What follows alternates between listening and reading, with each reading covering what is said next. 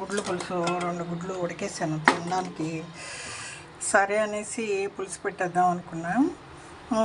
గుడ్లు పులుసు అండి, మీరు మామూలుగా అయితే ఉల్లిపాయ పచ్చిమిరపకాయ వేగినాక గుడ్లు కొంతమంది తోలు తీసి నూనెలో వేయించుతారండి, కొంచెం బెరసెక్కుతాయి, బ్రౌన్ కలర్ అవుతుంది.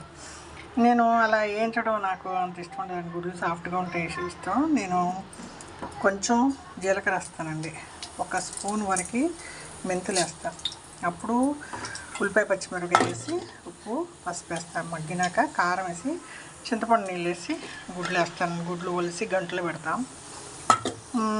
టమాటా వేస్తే ఒక రుచి అండి, టమాటా అయిపోతే ఒక రుచి. ఊర్లో టమాటా వేసేవారు కాదు, సీజన్లోనే దొరికాయి, ఎప్పుడు దొరికాయి కాదు.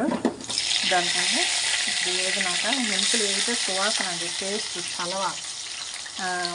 షుగర్ పేషెంట్లు మెంతులు తింటే మంచిది.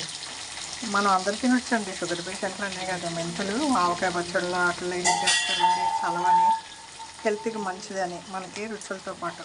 దీంట్లో ఉప్పు పసుపు వేసి మూసి పెడతా, తర్వాత కారం వేసి చింతపండు పులుసు వేస్తానండి.